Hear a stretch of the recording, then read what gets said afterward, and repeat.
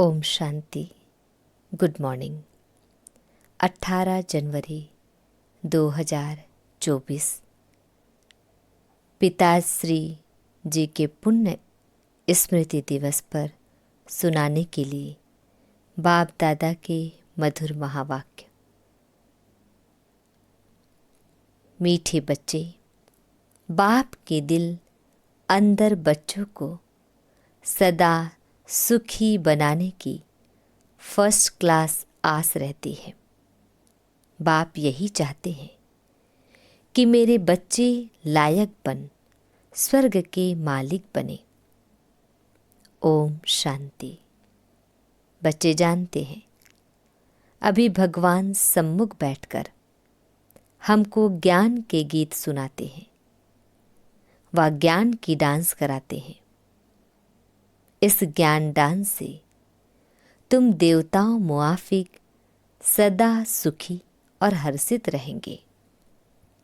भगवान को ही बेहद का बाप व विश्व का रचयिता कहा जाता है। आत्मा समझती है बाबा हमारे लिए स्वर्ग की सौगात लाए हैं। वही रचयिता है। स्वर्ग का मालिक बनाने के लिए राजयोग सिखाते हैं। कहते हैं बाप को और विश्व के मालिक पने को याद करो। बाप बेहद का मालिक है तो जरूर बेहद की बड़ी दुनिया ही रचेंगे। तुम बच्चों के लिए सारी विश्व ही घर है, अर्थात पार्ट बजाने का स्थान है।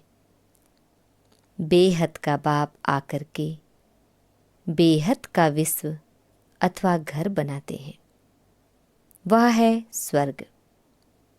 तो ऐसे बाप का बच्चों को कितना शुक्रिया मानना चाहिए। विश्व का रचता बाप डायरेक्ट समझा रहे हैं, हम तुमको विश्व का मालिक बनाने आया हूं, तो तुम्हारा स्वभाव बहुत फर्स्ट क्लास चाहिए। तुम्हारी चलन ऐसी होनी चाहिए जो सब कहे कि यह तो जैसे देवता है। देवताएं नामी ग्रामी हैं। कहते हैं इनका स्वभाव एकदम देवताई है, बिल्कुल मीठे शांत स्वभाव के हैं। तो ऐसे बच्चों को बाप भी देख खुश होते हैं। बाबा स्वर्ग का मालिक बनाने आते हैं, तो तुम्हें कितना मददगार बनना चाहिए। सर्विस में आपे ही लग जाना चाहिए। ऐसे नहीं, मैं थक गया हूं, फुर्सत नहीं है। समय पर सब काम करने में कल्याण है। यज्ञ सर्विस का इजाफा शिव बाबा देते हैं। बाबा बच्चों की दैवी चलन देखते हैं तो कुर्बान जाते हैं। तुम बच्चे इस पढ़ाई से कितनी ऊंची कमाई करते हो। तुम पद्मा पदमपति बनते हो। बाबा तुम्हें कितना धनवान बनाते हैं। बाप तुमको अखुट खजाने में ऐसा वजन करते हैं जो 21 जन्म साथ रहेगा। वह दुख का नाम नहीं, कभी अकाले मृत्यु नहीं होगा।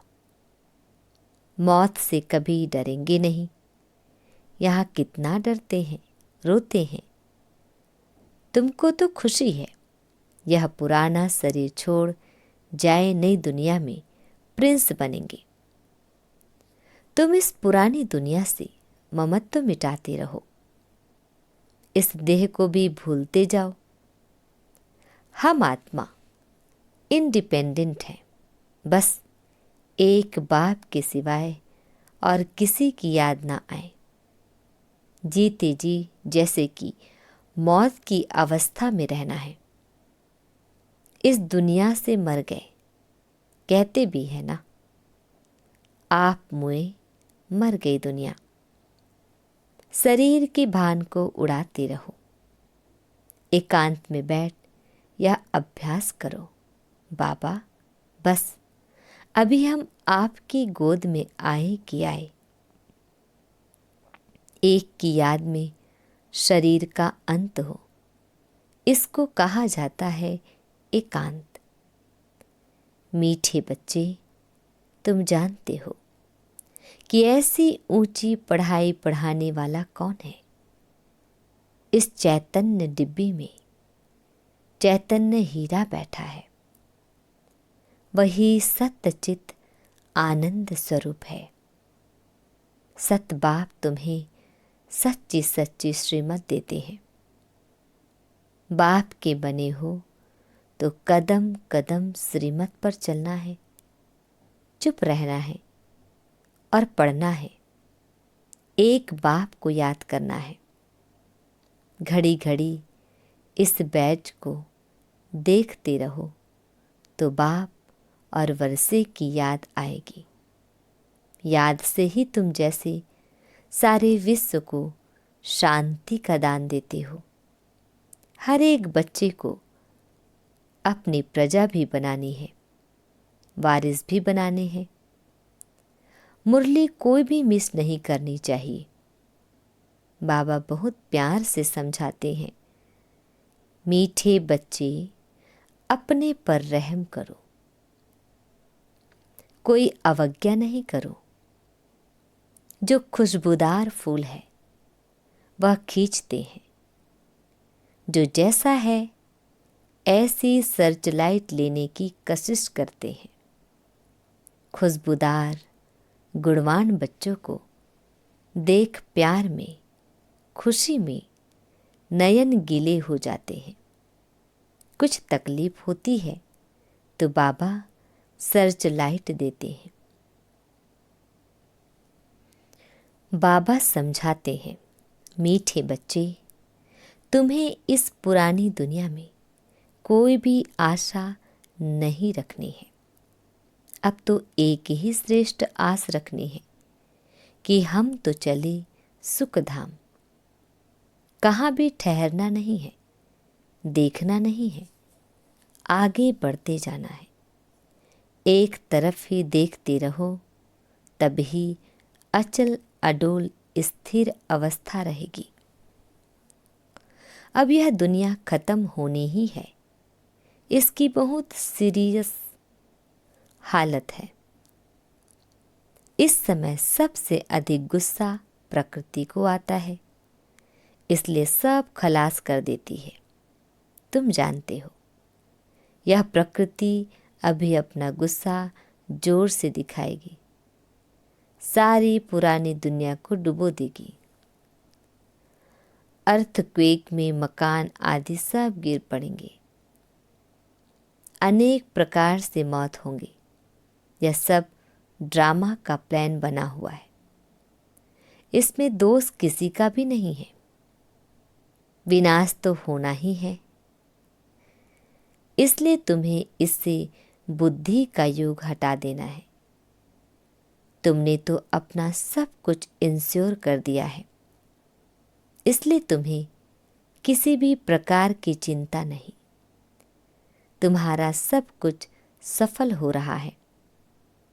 अब तुम कहेंगे, वाह सद्गुरु वाह, जिसने हमको यह रास्ता बताया है। वाह तकदीर वाह, वाह ड्रामा वाह। तुम्हारे दिल से निकलता शुक्रिया बाबा, आपका, जो हमारे 2 मुट्ठी चावल लेकर हमें सेफ्टी से भविष्य में 100 गुना रिटर्न देते हो। परंतु इसमें भी बच्चों की बड़ी विशाल बुद्धि चाहिए। बच्चों को अथाह ज्ञान धन का खजाना मिलता रहता तो अपार खुशी होनी चाहिए ना। जितना हृदय शुद्ध होगा तो औरों को भी शुद्ध बनाएंगे। योग की स्थिति से ही हृदय शुद्ध बनता है। तुम बच्चों को योगी बनाने का शौक होना चाहिए। अगर देह में मोह है, देह अभिमान रहता है, तो समझो हमारी अवस्था बहुत कच्ची है। देही अभिमानी बच्चे ही सच्चा डायमंड बनते हैं। इसलिए जितना हो सके देही अभिमानी बनने का अभ्यास करो। बाप को याद करो। बाबा अक्षर सबसे बहुत मीठा है। बाप बड़े प्यार से बच्चों को पलकों पर बिठाकर साथ ले जाएंगे। ऐसे बाप की याद के नशे में चकनाचूर होना चाहिए। बाप को याद करते करते खुशी में ठंडे ठार हो जाना चाहिए। जैसे बाप अब कार्यों पर उपकार करते हैं, तुम भी फॉलो फादर करो, सुखदाई बनो। बाप के दिल अंदर बच्चों को सदा सुखी बनाने की कितनी फर्स्ट क्लास आस रहती है कि बच्चे लायक बन स्वर्ग के मालिक बने। तुम बच्चे अभी ड्रामा के राज को भी जानते हो। बाप तुम्हें निराकारी, आकारी और साकारी दुनिया का सब समाचार सुनाते हैं। आत्मा कहती है, अभी हम पुरुषार्थ कर रहे हैं नई दुनिया में जाने के लिए। हम स्वर्ग में चलने लायक जरूर बनेंगे। अपना और दूसरों का कल्याण करेंगे। अच्छा, बाप मीठे बच्चों को समझाते हैं। बाप दुख हरता सुख करता है, तो बच्चों को भी सबको सुख देना है। बाप का राइट हैंड बनना है। ऐसे बच्चे ही बाप को प्रिय लगते हैं। शुभ कार्य में राइट हाथ को ही लगाते हैं। तो बाप कहते, हर बात में राइटियस बनो। एक बाप को याद करो तो फिर अंतमति सुगति हो जाएगी। इस पुरानी दुनिया से ममत्व मिटा दो। यह तो कब्रिस्तान है। धंधाधोरी बच्चों आदि के चिंतन में मरे तो मुफ्त अपनी बर्बादी कर देंगे। शिव बाबा को याद करने से तुम बहुत आबाद होंगे। देह अभिमान में आने से बर्बादी हो जाती है। देही अभिमानी बनने से आबादी होती है। धन की भी बहुत लालच नहीं रखनी चाहिए। उसी फिक्रात में शिव बाबा को भी भूल जाते हैं। बाबा देखते हैं सब कुछ बाप को अर्पण कर फिर हमारी श्रीमत पर कहाँ तक चलते हैं। शुरू शुरू में बाप ने भी ट्रस्टी हो दिखाया है।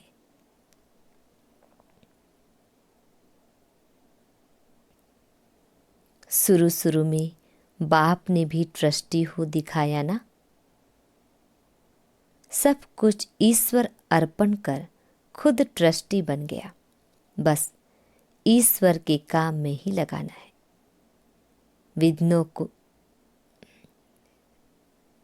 विघ्नों से कभी डरना नहीं चाहिए। जहाँ तक हो सके सर्विस में अपना सब कुछ सफल करना है। ईश्वर अर्पण कर ट्रस्टी बन रहना है।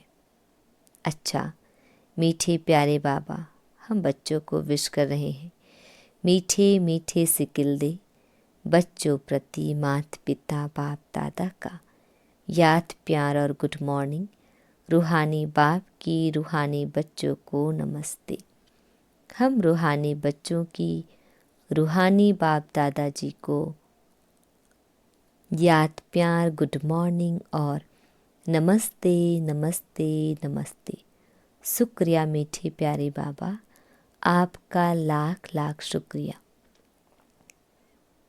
अव्यक्त महावाक्य रिवाइज डेट है 15 अप्रैल 1974।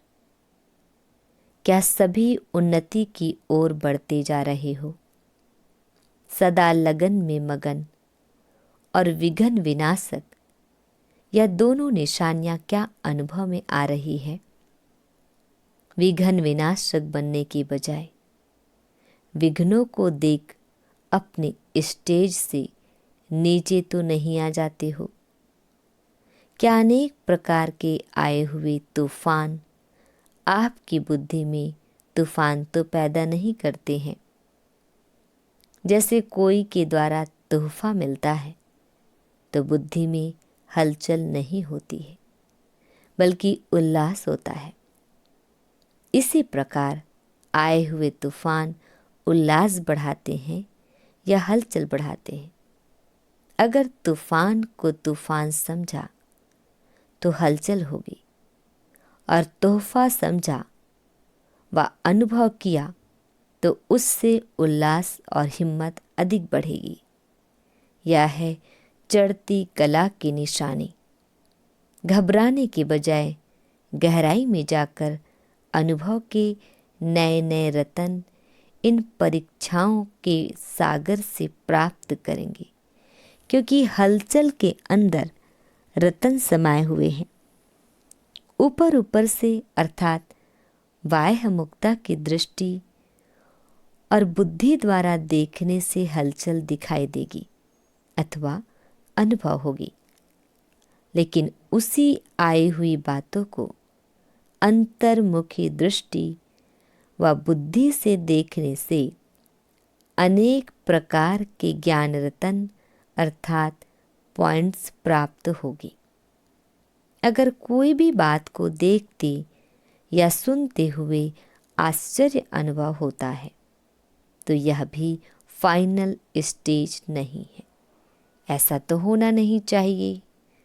ड्रामा के होने पर अगर ऐसा भी संकल्प उत्पन्न होता है तो इसको भी अंश मात्र की हलचल का रूप कहेंगे।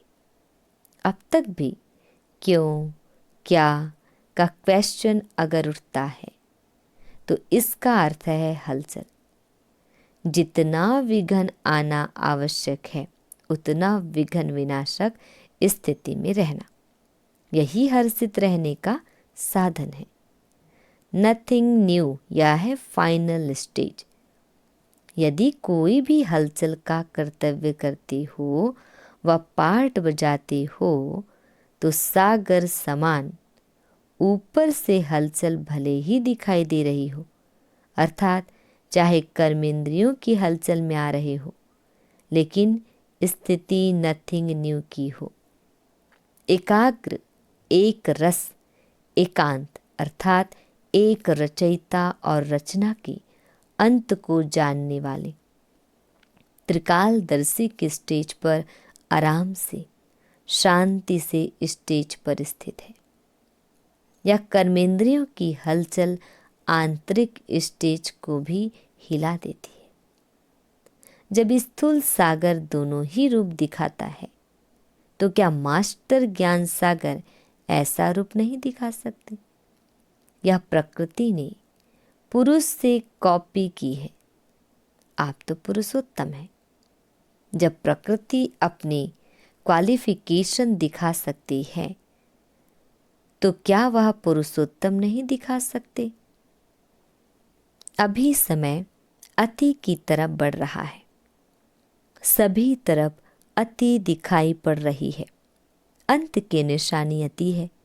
तो जैसे प्रकृति समाप्ति की तरफ अति में जा रही है, वैसे ही संपन्न बनने वाली आत्माओं के सामने अब परीक्षाएं व विघ्न भी अति के रूप में आएंगी। इसलिए आश्चर्य नहीं खाना है कि पहले यह नहीं था, अब क्यों है। यह आश्चर्य भी नहीं, फाइनल पेपर में आश्चर्यजनक बातें क्वेश्चन के रूप में आएंगी, तब तो पास और फेल हो सकेंगी। ऐसी ऐसी बातें आएंगी जो ना चाहते हुए भी बुद्धि में क्वेश्चन उत्पन्न हो। यही तो पेपर है, और है भी एक सेकंड का पेपर। क्यों का संकल्प चंद्रवंशी की क्यों में लगा देगा। इसलिए एक रस स्थिति में स्थित होने का अभ्यास निरंतर हो।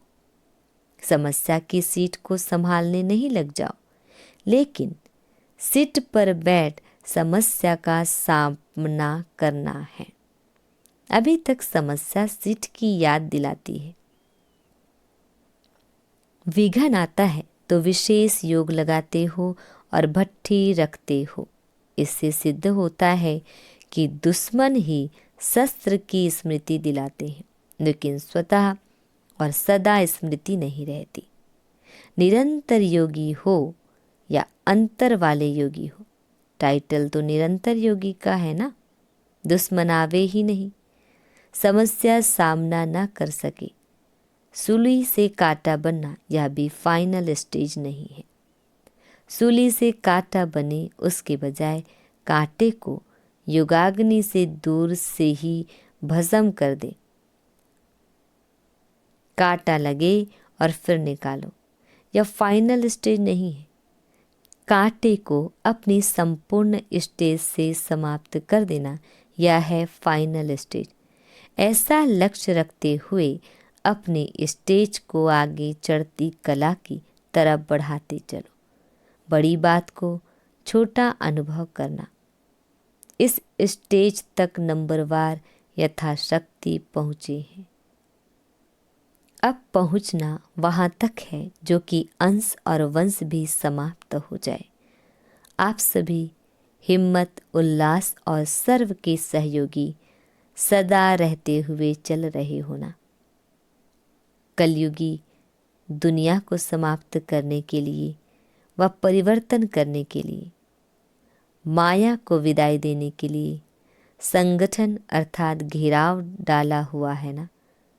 मजबूत घेराव डाला हुआ है, या बीच बीच में कोई ढीले हो जाते हैं अथवा थक जाते हैं या चलते चलते रुक जाते हैं।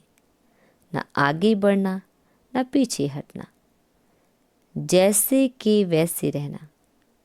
यह पाठ तो पक्का नहीं करते हो, समय धक्का लगाएगा तो चल पड़ेंगे, ऐसा सोचकर जहाँ के तहाँ रुक तो नहीं गए हो। किसी के किसी प्रकार के सहारे का इंतजार करते हुए खड़े तो नहीं हो गए हो। ऐसे स्टेज वालों को क्या कहेंगे? क्या इसको ही अंगद की स्टेज समझते हो? अगर ऐसे रुक गए तो फिर लास्ट वाले फास्ट चले जाएंगे। जब भी पहाड़ों पर बर्फ गिरती है तो और जम जाती है तो रास्ते रुक जाते हैं। फिर उस बर्फ को गलाने के लिए व उसे हटाने के लिए पुरुषार्थ करते हैं। यहाँ भी अगर बर्फ के मुआफिक जम जाते हो तो इससे सिद्ध होता है कि योग अग्नि की कमी है। योग अग्नि को तेज करो तो रास्ता क्लियर हो जाएगा।